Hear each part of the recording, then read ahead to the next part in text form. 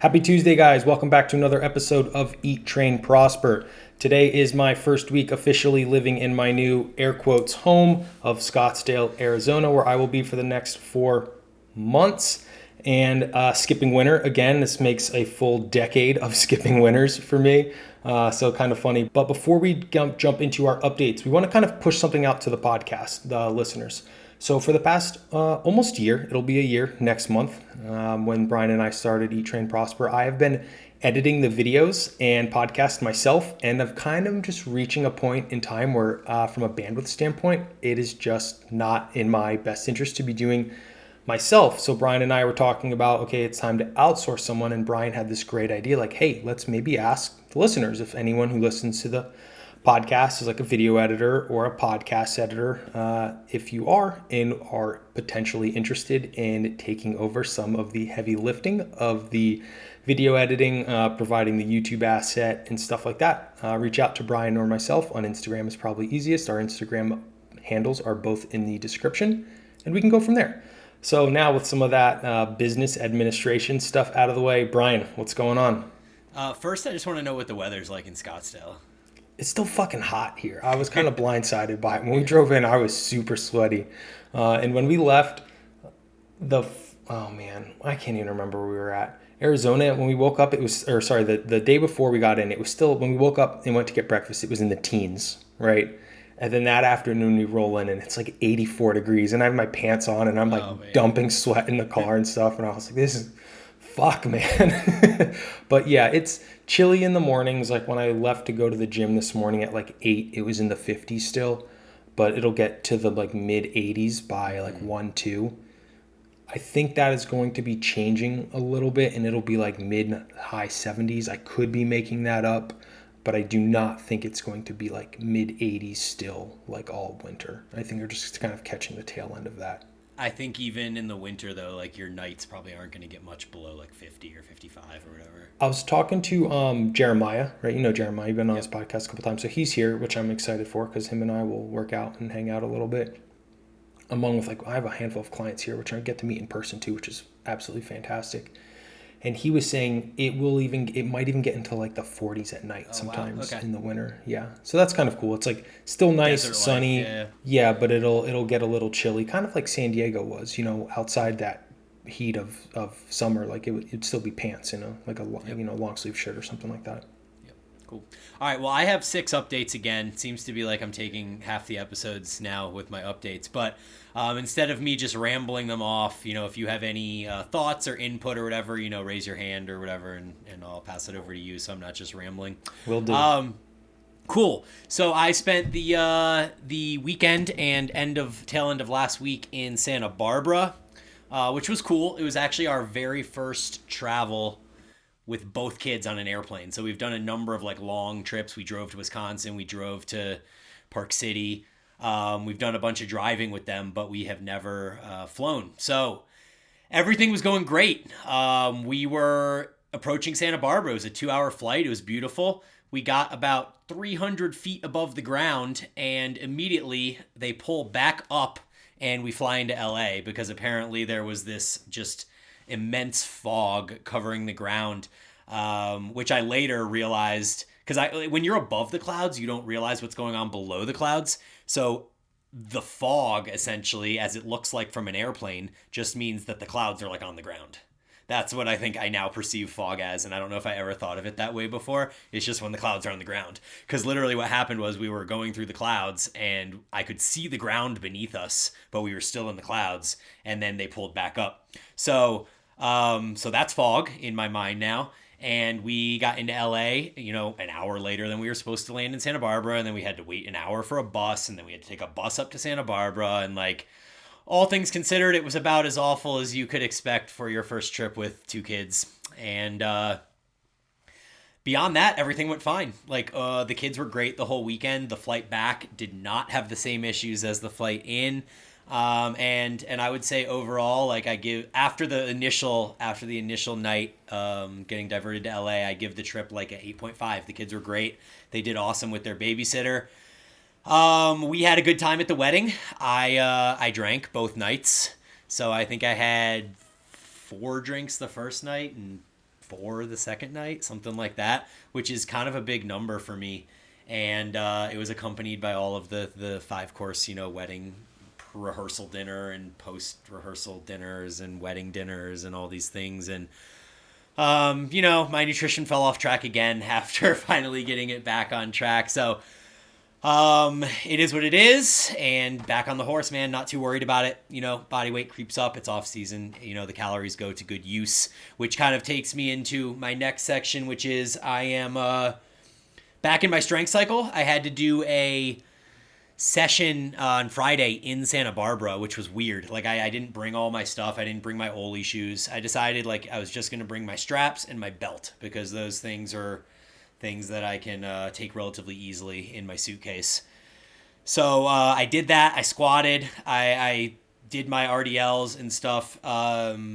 Last week was a deadlift deload week for me, and I basically took that out across all hip hinges. So I did my deadlifts. I didn't do a top set. I just did doubles on Monday. And then on Friday, I lowered down my RDL volume by half. So I did half the volume I usually do, and then I cut the weight by 40 pounds from intended weight, which would have been maybe 10 or 12% or something along those lines. So it wasn't a huge cut, but I think the big cut was the volume. So 2 sets instead of 4 definitely makes a difference in recovery. The workout was okay on Friday. It is what it is when you travel. The real dagger of the situation is that I have these Rogue leather straps that I've had for 10 years since CrossFit PB, and they were broken in so nice. The leather was so soft, and of course I left them in Santa Barbara. So it was just an awful bummer, and I honestly couldn't be more bummed about losing something as seemingly trivial as straps, but they're just so meaningful to me at the same time. Let's see what else. So into my new strength cycle this week, or the new week, the microcycle. I think my deadlift deload worked exactly as I wanted it to. So last week, as I was trying to build up, everything felt heavy and I had no explosiveness. This week, everything felt great. My back squats felt strong, and then as I moved into the deadlifts, I hit what felt like a pretty easy 460 single. The camera angle was weird where I filmed it, so I couldn't quite tell if I had a little bit of back flexion like I usually do when I deadlift. But from the perspective that I was looking at, I actually feel really, really good about the lift, and it felt really good and really clean. So just kind of reminds me again, how important that fitness fatigue spectrum is, which I talked about last week. But the fatigue effect of a heavy deadlift is so large that just taking that 1 week and, continuing to train normal and everything else, but just not doing the deadlifts and the hip hinges at such a high level really, amplified my recovery. So that's really cool. And I'm really glad that I realized that and can kind of implement that into cycles going forward too. Yeah, it's pretty cool with all that information we got from when we had the DDS guys on, and just knowing that when you're doing strength work, grinding through those reps, and just trying to hold it together week to week really is just not the approach to take. Yeah. So it's cool that you're literally implementing that with those changes and stuff. It's cool. Yeah, I barely have any reps that have a slow concentric speed at all. I mean, that's kind of my point to terminate my work for the day, is when I feel like the weights that I'm using and I'm getting a concentric slow on my target rep. I'm oh, well, that's too many sets, or, if I don't have a slow, then okay, I'll either increase weight next week or I can add sets. So an example there is on the flat dumbbell press that I'm doing, with the new kind of Kassem style where the elbows stay in.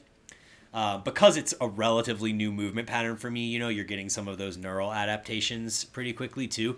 But the first week I did those, I used the 85s, and I only did 4 sets of 5, because on the 4th set of 5, I got some slow rep on the final rep, and I was okay, that's enough, right? Well, now week 5 of the program, I did 7 sets yesterday, and instead of sets of 5 that I was doing in the first week, it went 7, 7, 6, 6, 6, 6, 6. So that's a ton of reps and a ton of volume increased. I would have already gone up to the 90s if I had 90s, but both at the CrossFit gym and at home, my dumbbells jumped from 85 to 100. So I can't seem to find the 90s and 95s anywhere that I train. So definitely something I'll have to look for going forward. Let's see. I have another update. So on the tail of last week, we were talking about my vasectomy and how it seemed like it didn't work, and I was all bummed about it. So I talked to the doctor finally, and they told me that it is extremely normal for you to not be shooting blanks in your first go at getting tested. They said for some people it takes 3 to 6 months. Yes, you got some input? Well, no, but like questions. But like when you are doing your vasectomy, like consultation, are they like, do they tell you these things? Or are they like, No. honey dick? You're like, no, you snip, you're good. You just, YOLO, and you can just, it's whatever. And then they're like, oh yeah, just kidding. It might be 6 months, or you still need to, monitor your wife's cycle and all this stuff. Like, so here's what they told me. This is literally the entire conversation we had before. They go, most people are pretty much back to normal as far as pain goes in 5 to 10 days. Some are a little longer, some are a little shorter. And then they said, we'll have you do a 4-week, semen assessment to determine if you're shooting blanks at this point or whatever. Some people are, or most people are good by that point. Sometimes we need to do a second test. That's it.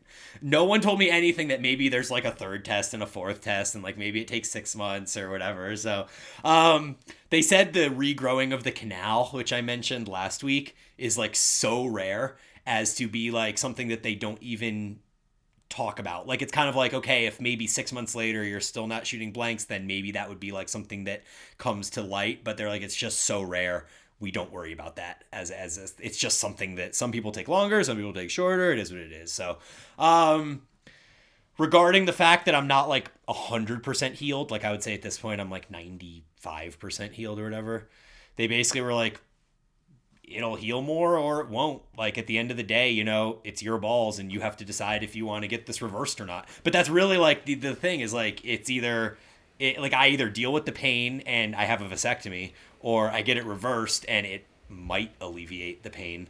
I wouldn't say my pain is significant at this point. It's like a minor nuisance. Like 2 or 3 times a day, I feel like I got tapped on the nuts or something like that. It's a very minor thing that doesn't really affect me in daily life, but it's definitely not something I want to be dealing with for the rest of my life. So I would say overall, as far as vasectomies go, I think I got like the shaft, and I'm in like the bottom 1% of people. So I wouldn't use this as like a scare story for anyone else, but I think that in my situation, it didn't work out as planned for sure.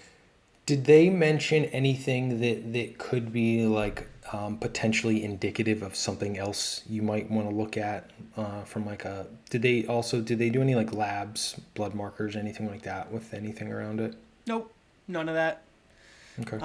Yeah, I mean, I think that it's just such a minor procedure and it goes well for 99.9% of people that they just don't even like worry about the 0.1%. It's just kind of like, we'll deal with it on a case-by-case basis as it comes, but it's not worth like spending our time and energy on beforehand. Understood. So, yeah. Let's see, what else do I have to talk about? So last episode I mentioned my heel, that I had gone for a run and my heel had been hurting.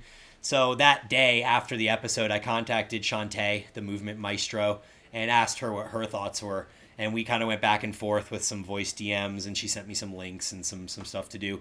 Her assumption at the time was that it was nerve-based because of the way that it would just be like a shooting pain and then it would disappear. And I agree with that. As it's kind of gone on, it's not getting worse.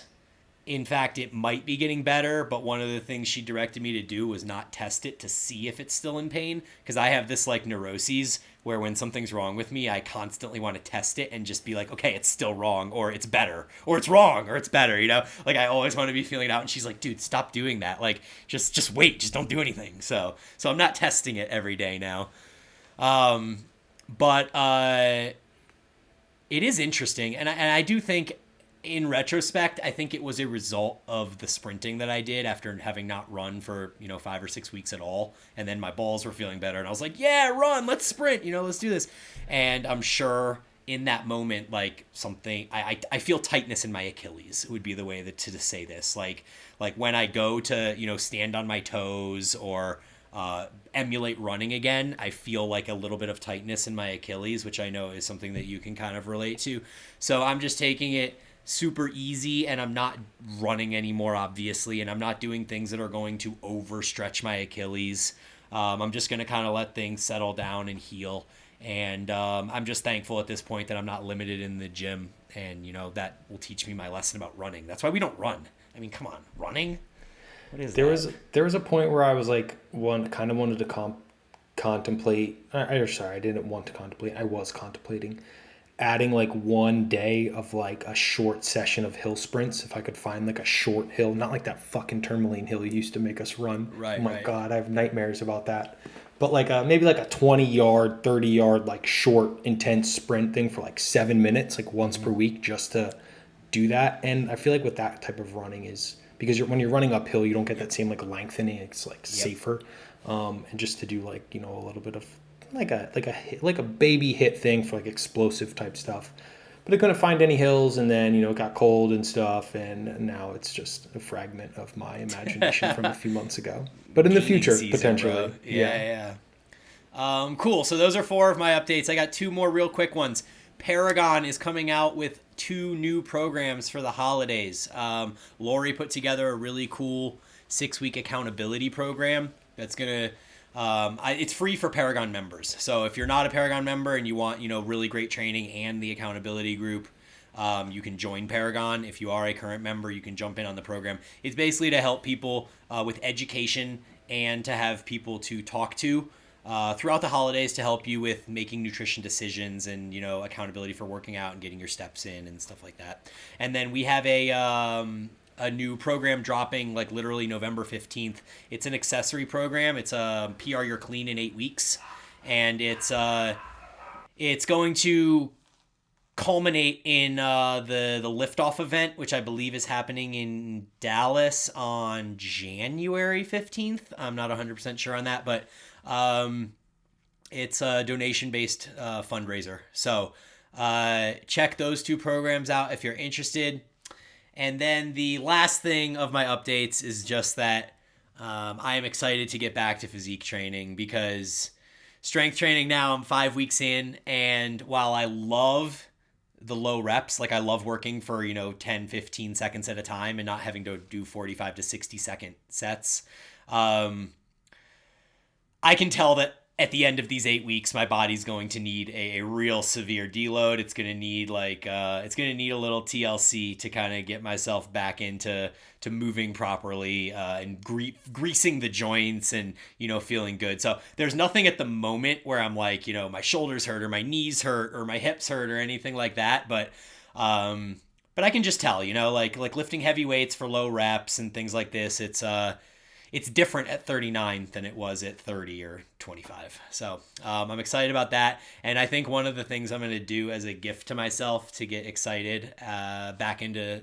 physique training after this, I'm going to find a dual cable machine. It's time for me to get rid of my like single pulley cable machine. And I'm going to buy a dual pulley. It's going to have, hopefully it's going to be pin loaded so that I don't need to stack plates. And I can just insert a pin and have like a nice smooth gliding cable stack. And I'm probably just going to dump my hip extension to fit that bad boy in because that hip extension sucks without the calf pad. I'm really not a fan of hip extensions with no calf pad. So maybe in the future I'll get a different one. But I think the dual cable machine is more important now.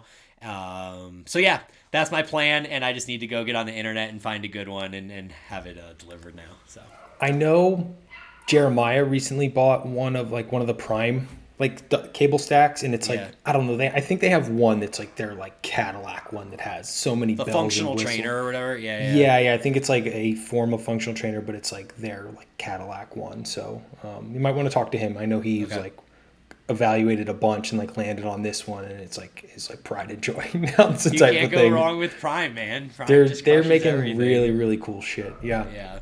I what's funny that I wanted to follow up on is like you were like it's just the heavy strength training isn't as forgiving at 39 as it was at 1920. And what I kind of wanted to pose to you is like, do you think specifically, and this is kind of a little bit of this a convoluted question, but do you think it's specifically the age or the compounding effects of all the training and what you did to your joints from 20 to 39 is now like, I don't want to say they've deteriorated, but they have a lot of miles on them from use? Yeah, it's definitely a part of that. It's also part of the fact that I'm stronger now. Like I know how to put more into my lifts. So even when I was 19 and 20, 25 even, like I never prioritized leg training like I should have until CrossFit. And like you and I always talk about how CrossFit, like our legs got so much better after CrossFit. For me, like my legs were almost non-existent before CrossFit. It for me it was like all about the show muscles through college. Like I would train legs once every 2 or 3 weeks. I'd be like, okay, I should train them just so like they're functional. But I never squatted over 225. I never deadlifted over 315. Like I just kind of did the bare minimum to feel like I was working hard and training my legs. So then enter CrossFit, and suddenly like my cleans and my snatches are being limited by my leg strength. And so that brought in a whole new facet of like reason and desire to train the legs hard. So I think my legs made significant progress during CrossFit. They just made more after. But where I'm going with that is that the mileage for me was mostly on upper body in those early days. I put so much value in my like 1 rep max weighted pull up or 6 rep max weighted pull up or whatever it was. And like the amount of like heavy dips I was doing, just like you, I would be doing dips with 3 plates and stuff like that. And those things take their toll on the shoulders, I think, all like probably more than any other upper body exercises that you can do, like deep dips and stuff like that. So there's that. And then, when I did kind of get into CrossFit and start doing all the leg stuff, I was definitely on like a move weight from point A to point B spectrum. And so the technique used wasn't super strong.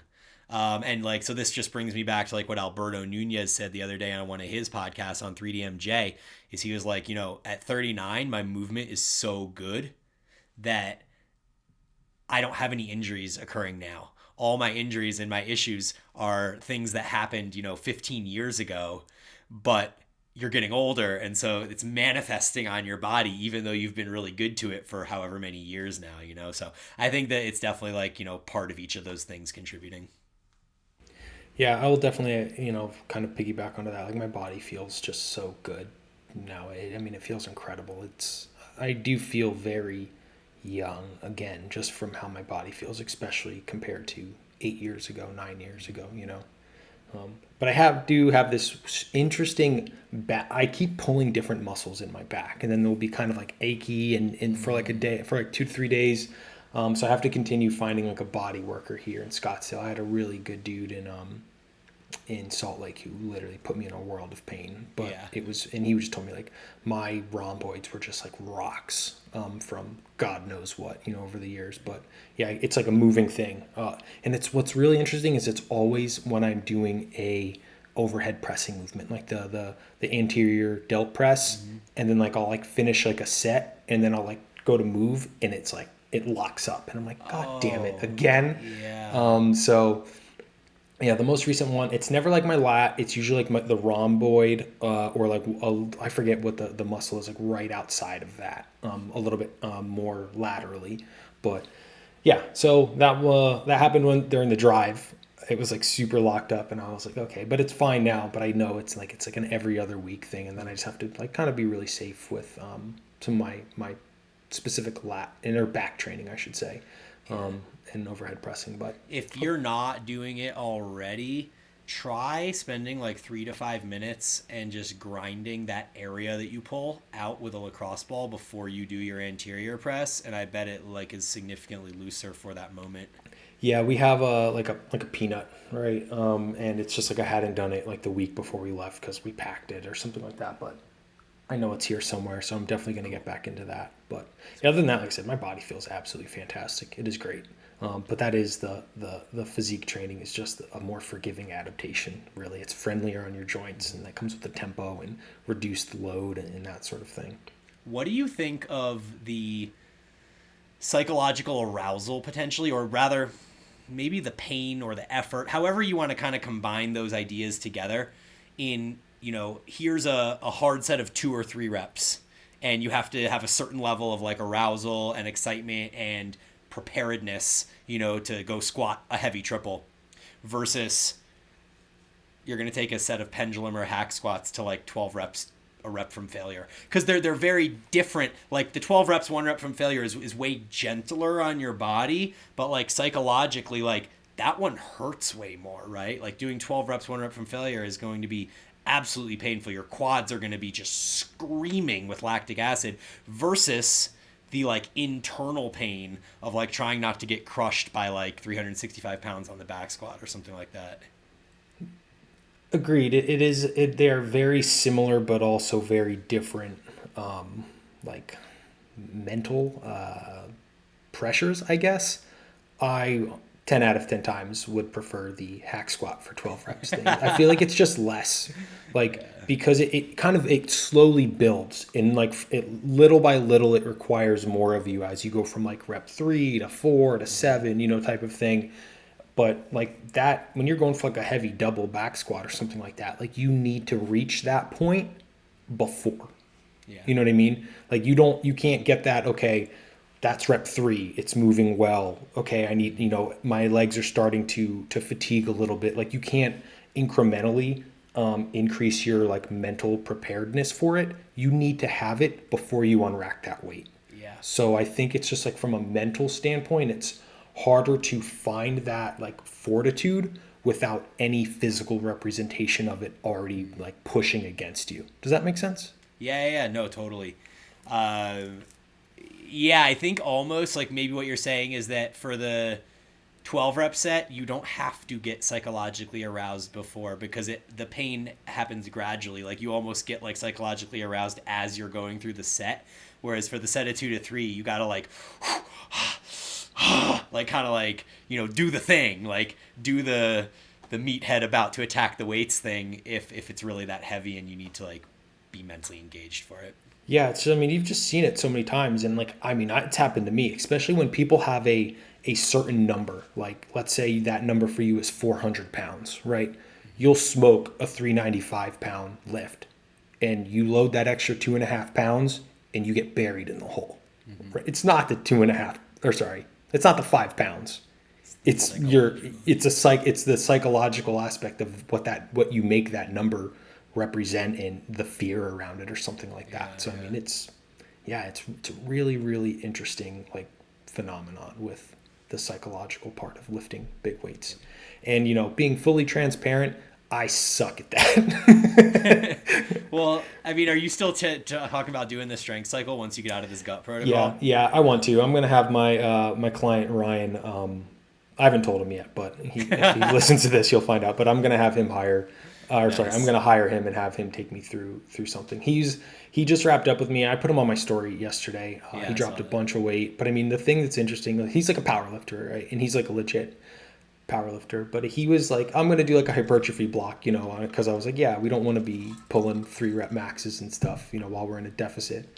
But his idea of a hypertrophy block is he was still squatting like 445 for like 4 sets of 8 while we were in like a 20% deficit. And he's like, man, that training day was really brutal. I'm like, no fucking shit.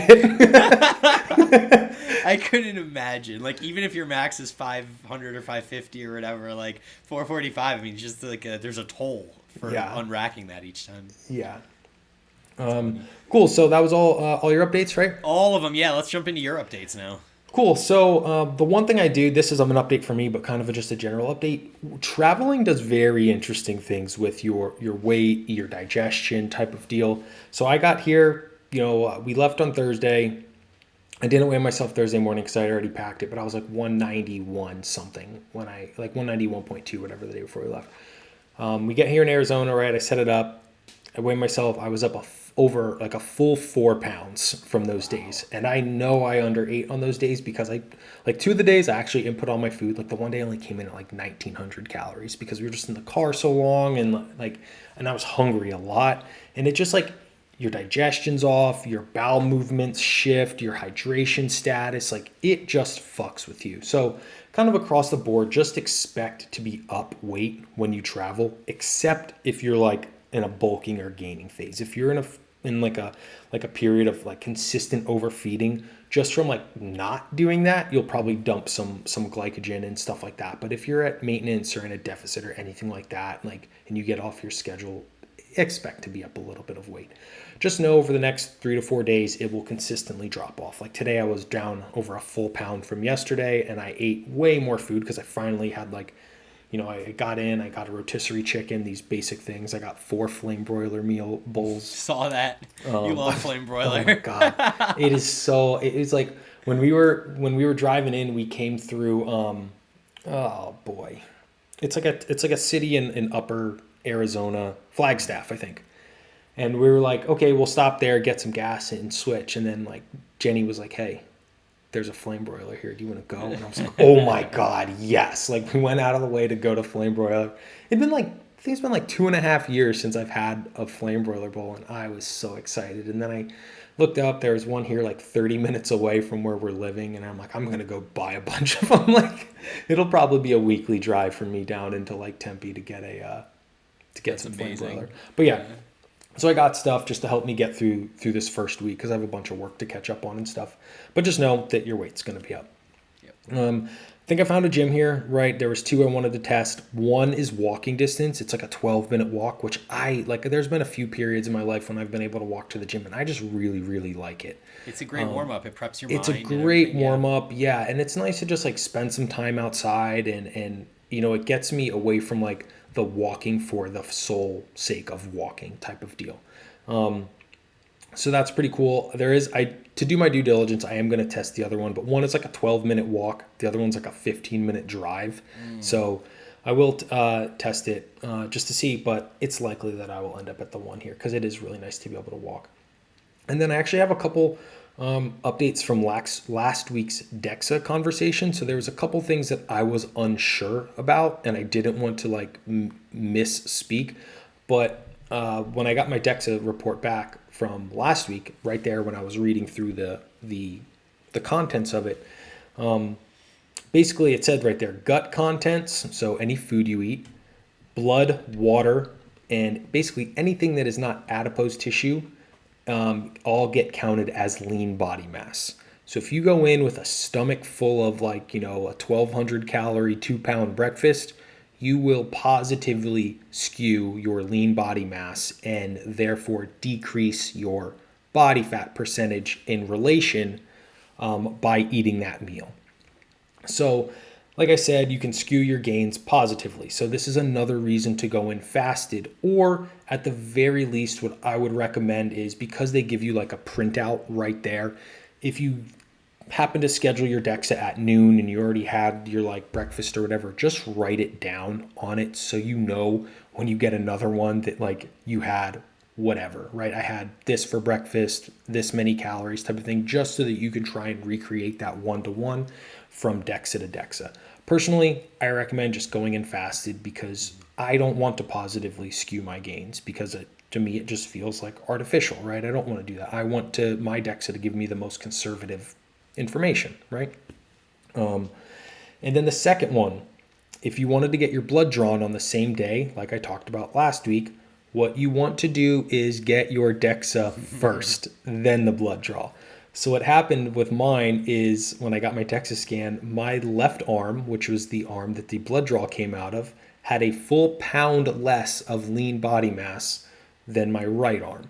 So I compared to my older DEXAs, and my right arm is slightly larger than my left, but it was like 0.2 pounds on my other DEXAs, and this one was a full pound.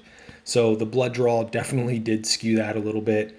And then I had less lean body mass, right? So in this, I slowly, probably maybe by 0.7 or something like that, skewed my lean body mass negatively.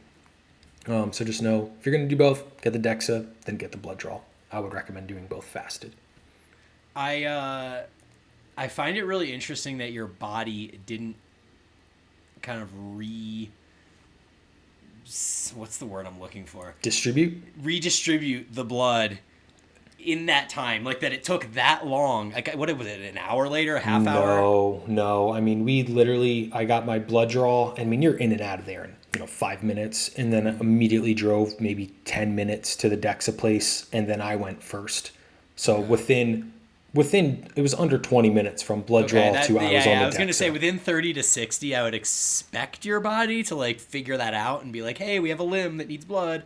But that is really interesting. And another comment on that too, I had a client who had done 2 DEXAs, and she wrote me and was like, hey, I've been doing your program, for a really long time. Like, look, I've lost lean body mass and gained fat. Like, what's going on, or lost lean body mass, I think was the main thing.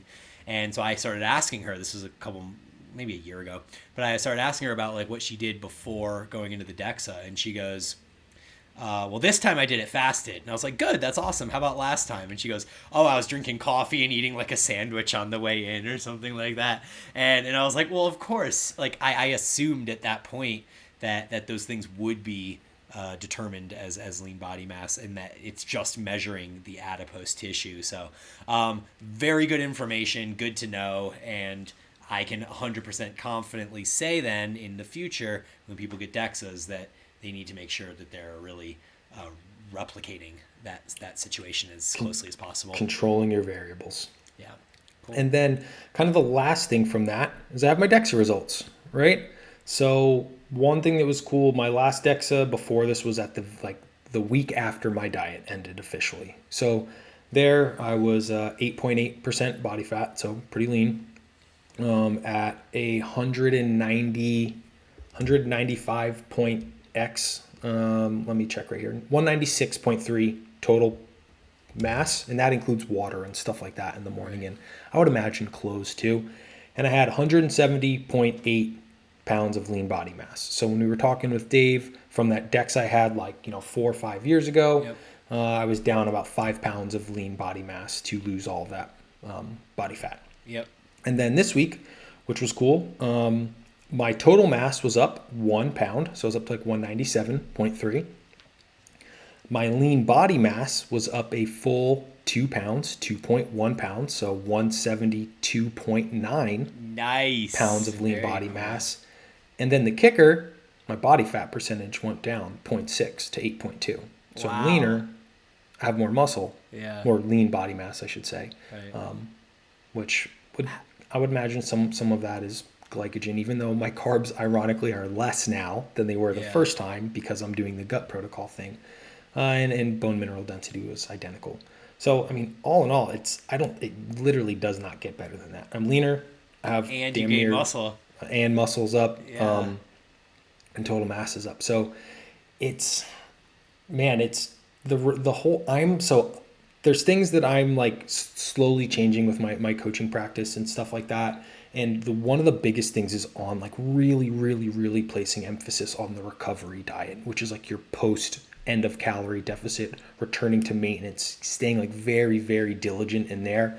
And this has really just solidified that for me. It's just, that is where you can really change. Obviously you change your physique, when you go through a calorie deficit, but when you recover out of that calorie deficit and work on improving your, returning endocrine function, upregulating metabolism through your metabolic regulator with thyroid and doing all of these things, that is how you can lock in all that fat you lost, slowly, reclaim some of that lean tissue you lost, and return to maintenance calories. So you don't have to worry about a lot of that fat accumulation. But it's a difficult ask for a lot of people because it's you're at the end of your diet, right? And it's I want, what do you want? You want cheesesteak and these different things, but you're vulnerable at that point. So if you can spend another 3 months or something like that, really being diligent, that is where you can really change things. Yeah, you almost have to change your mindset. So I was so focused on the end of the diet when I was in it. I kept being 4 more weeks to my goal, photo shoot and assessment with Nunez and all these things. And I really did set myself up for that rebound because I just glorified all of the things I was going to get to do when the diet was over.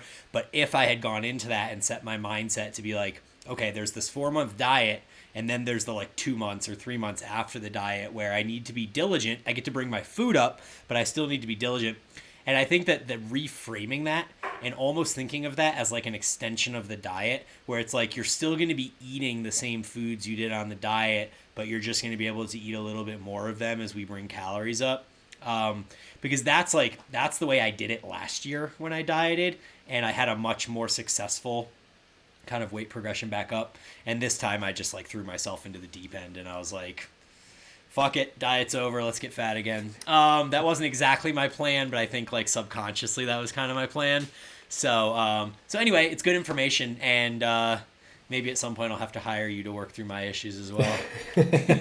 Yeah, the last thing I will say with the update is with the travel, right? Travel just provides, because obviously I don't have like full access to the kitchen, my groceries aren't there. It provides me, a closer reality towards eating like a normal person out of convenience and what's around type of thing. And it's really like solidified the fact that like I just don't enjoy it anymore. We went like the day before we left, there was like this burger place that people are like, you need to go to this burger place in Salt Lake. It has like 1 million fucking Google reviews and stuff. So we're like, okay, we'll go. And it's just like a bar in a burger. And I had it and I was like, if someone told me, Aaron, you can never have like a traditional like bar, burger again, I'd be like, okay. Okay, I'm good with that.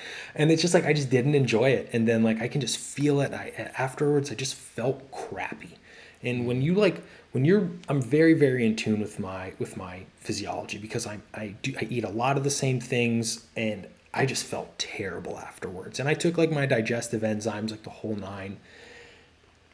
So that was the first part. And then when we were in Page, Arizona, where they have like Horseshoe Bend, because that was like one of our stops too, because we wanted to see what the fuck is it called?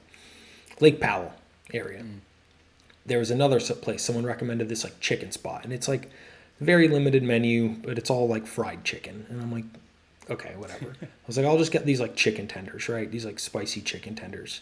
Same thing. I like got like a quarter of the way through them, and I'm like, I don't fucking want this. And then afterwards, I felt terrible. Well, they have gluten in them and shit too. I mean, and it wasn't even like gassy or bloated or anything. Like I could just feel it. Like I just felt like slow, and I was like, wow, like this is crazy.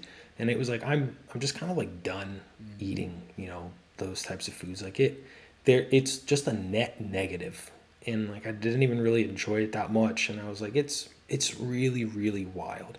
And I think a part of it too is like because I don't eat those things, right? If I ate them regularly, you eventually, your body will produce different enzymes for things, and kind of get back on board. I'm using air quotes here, but there's just like it's like the barrier to entry.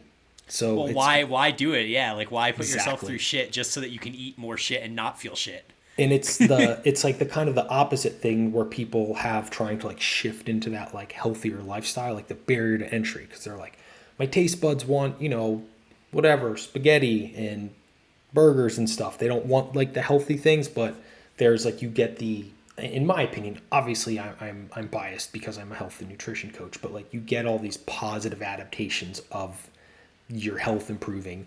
Me going the other way, it's just negatives. So it was, again, just an eye-opening experience for me. And it happens in like shifts, in my first year of being a nutrition coach and stuff, I still liked the burger and getting pizza and stuff. And then it's just kind of slowly shifted over time to where I'm at now. So it's just interesting, I guess, is what I'm saying. Yeah, I really think part of your success is not having the foods around too. Because like they're just around in my house. Like Kim is pretty good with her nutrition, but she likes to have things like at the end of the night, like something sweet that's chocolate or whatever. And the kids are kids, so we always have like bagels and stuff like that around. And breads and desserts are things that I have weaknesses for. So it's tough. Like I just need to be a little bit more like I do need to start thinking about things and reframing them as if I'm like still on a diet, even if I'm not on a diet, because it's easy to kind of justify things when you go. So I think that was all like a super positive conversation, and I think it even in that moment kind of helped me to like think about things a little bit differently. So we had a lot of different things we talked about this week, and then everyone who's listening, just know next week Bryan and I are going to be talking specifically around choosing the right gym. So I have a lot of thoughts around this. Bryan obviously will as well, as a previous gym owner who owned a very fucking sweet gym that completely changed my life, I should say. So if you do, for you guys who are listening, if you have any questions about anything or would like us to specifically touch on anything, specifically with choosing the right gym, please drop us a DM, either Bryan or myself on Instagram, and we will include it in next week's episode. And then just to reiterate from what I said in the beginning, if anyone is a podcast or video editor and wants to help us potentially, reach out. So the only issue with what you said about people reaching out to us is that this episode's not going to go out until the day we record the new episode. So maybe we just put a question out on our story and say like, hey, any questions about like choosing the right gym or something like that? Yeah, it would go out. It'll go out like hours before. Right. So when you're listening to this, you can laugh at me for not paying attention. So. All right, dude. Good stuff. All right. Catch y'all tomorrow or catch y'all next week. Talk to you guys next week.